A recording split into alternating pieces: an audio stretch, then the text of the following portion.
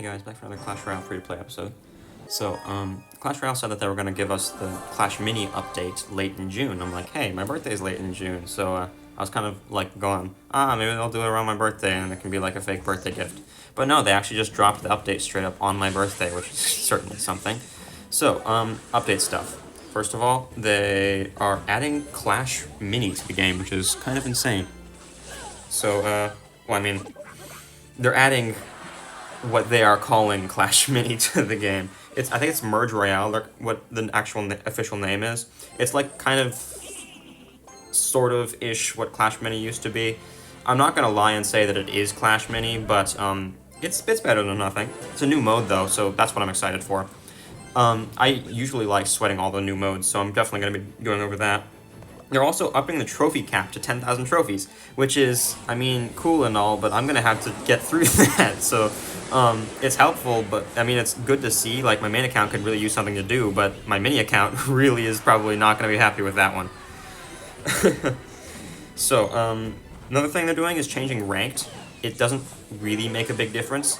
They're trying to make it so that once you get to 10,000, you have more of an incentive to head over to ranked, but, like, they also make it so that if you hit Masters 1 every season, you don't have to get to 10,000 first. So that's kind of, like, odd, because Masters 1 is actually a really easy league to hit, so I don't understand why they made the requirement so low. So you can get into Masters again by pretty much just not being trash. Oh yeah, there's Evo Skelly Barrel, that was the preview. So Evo Skelly Barrel, it's gonna be well, I mean, I'm sure you've seen another YouTuber talk about it with actual video clip, but it's going to be 2 barrels. One of them drops at half health, one of them drops at 0 health, and, well, it's just double the Skellies. Oh, he's got a level 13 log. I can't believe my Firecracker doesn't die to log anymore. That's crazy. So, it's going to be pretty nice, actually. The Evo Barrel, it's not monstrously over. Actually, I have to lightning this immediately so that she doesn't overheal. Level 15 Witch survives with lightning if she has overheal, so I can't allow that to stay on the map any longer.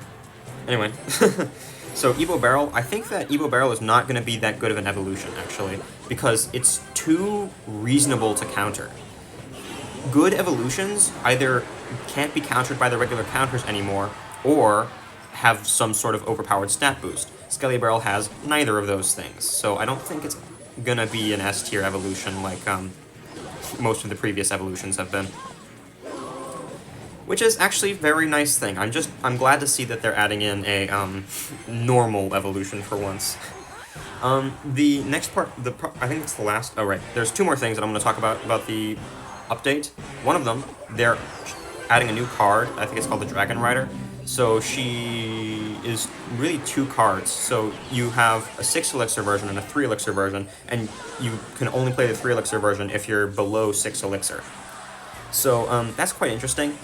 I think that it's going to be extremely strong in beatdown and kind of worthless everywhere else. So, I mean, unless of course they give her the the new card treatment where she just has monstrous stats, but assuming she doesn't have monstrous stats, she's probably going to find her niche in beatdown, because beatdown is, I'm hovering my lightning first, Witch, yeah, okay, so she's going to find her niche in beatdown, because beatdown, the biggest thing with beatdown is that it can't find a balanced deck where it has both enough support units and it has anti-ground at the same time. Like, if you think of Lumberloon Freeze, it has only 3 ground cards. It's got Lumber, it's got Bowler, and Barb Barrel. That is not a lot of anti-ground, because everything else is spells and air. But, like, the Dragon Rider, she's going to be able to... I actually completely forgot if that's her name, but she's going to be very good in those kinds of decks where you're lacking ground. Or maybe even in Lava Hound, which I'm not exactly excited to see. But the thing with her is that since she's ground-air hybrid, when you're low elixir and you're defending, you have the ground that you need, and when you're high elixir and you need offense, then you've got the support troop that you need. So it's kind of just a do-it-all card, which actually does have me a bit worried, because of course you can't have a do-it-all card. If it does it all, then it's got to be either worse than something or better than everything else that does that. So if she's a better ground tank than the other ground tanks, nobody's going to use ground tanks anymore. If she's a better air support than the other air supports, nobody's going to use air supports. If she's worse than the ground tanks and worse than the air supports, then nobody will just use her. So I can envision some problems with the card in the future, but I do think that she does have a niche that she can fit in later on. And the last part I want to talk about is that they fixed the cannon cart bug. So there's a cannon cart bug right now where when it changes forms, it retargets. And so if we think about this now, it's gotten it's gotten 2 health buffs. Actually, I can't remember. It might have been just 1 health buff, but it's gotten at least 1 health buff. And no, it definitely got 2 health buffs. It got 2 health buffs. It got 1 health buff when they did the rework originally, and another health buff because it was just really bad after the rework. But the thing that was making it bad was the fact that it retargeted. So they buffed it twice, reworked it, and then took away the nerf. So basically, they buffed it 3 times. So I don't think we're gonna be very happy with the cannon cart in this next update. So well, if you're a meta abuser, then get ready to max out cannon cart, and if you're not, then prepare yourself for countering cannon carts every single game. That's pretty much it. I mean, the update, it's definitely got a lot of stuff in it. I have probably made light of a couple things there, but those are the most important ones. I'm probably not going to actually play that many games in this video since it's actually my birthday, of course, and what is that? It's my birthday, so I'm probably going to be spending most of the day over at my friend's house. And when I get home, probably going to be a Minecraft video. So, yeah, that's probably how things are going to go for this episode. I'll probably have to log Valkvat Ewas. Yeah, okay. I was kind of hoping that he would play something else with it to give me extra value countering it, but I guess this is fine. Oh, I had my hands down, so I don't know if I got the delivery down in time. Okay, good. Nice speedy taps. That's the 2-handed tapping stuff that I was talking about, where you tap 1 hand on the card and 1 hand on the screen. Level 12 Ewas is kind of surprising. You don't really see any low-level cards anymore. Ewas, Arrows, God Barrel, Cannon, Mega Knight, Wizard. Only 6 cards? I feel like I've seen more than 6. Yes, Skellies or something? I guess I'll just hog bait out his Mega Knight. When he plays his Mega Knight, he can't set up a push with it, so good for me. That's also just straight up +1 elixir, so I don't mind. P.E.K.K.A. P.E.K.K.A. Mega Knight, double tank, double wizard, cannon, barrel. So that's 7 of his 8 cards. I'm just gonna gobs this because that's to the side. I've gotten a lot better barrel vision recently because I've been sweating a lot on my main account. I want to see his Mega Knight so I can get some value lightninging that. Yeah, I'm just gonna wait for the Mega Knight. Wow, okay. I'm gonna delivery like this. I don't know if that's gonna get down in time, but I don't really care too much because, yeah, I'm alive and that's really all that matters. It was a very awkward defense there. I was really expecting him to play his Mega Knight, but he just decided against it. That's a very interesting Mega Knight. I'm gonna play my all-in here, really. I'm gonna predict the cannon too, so because I know that I can counter this Mega Knight with just 4 elixir, but the hog just barely doesn't manage to kill the cannon in time, so I get a whole lot of nothing for that.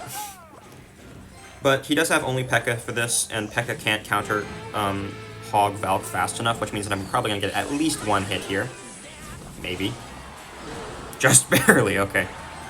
I don't like that, actually. Since the wizard 1-tapped my Firecracker instead of 2-tapping, then she died much quicker than she didn't manage to take out the shield in time, which means that I'm going to have to overspend on this wizard. On Inferno Tower, I've seen that his only good counter to my Inferno Tower is Arrow's Mirror, and 7 for 5 is not a trade that he should be making.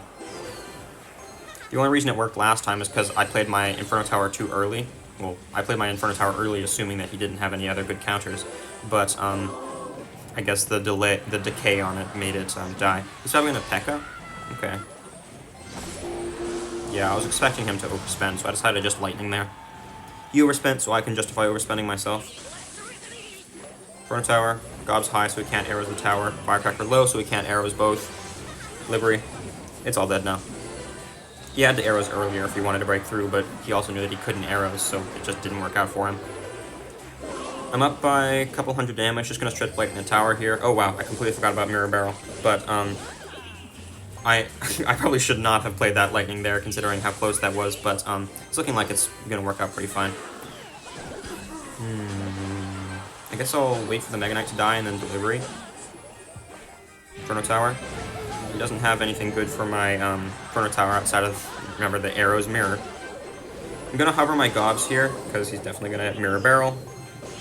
Probably gonna take 1 Gob. Oh, no Gob stab. That's pretty nice. Okay. So, yeah, it's looking like it's pretty over for him right now. He's only got 10 seconds to break through, and I can stall for that long.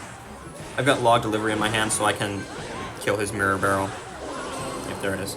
And you can see that this is why I like the matchup into bait, because I've just got so many spells and counters to the barrel. I can counter it without my spells, I can counter it with both of my spells. I could even lightning it if I wanted to, but yeah.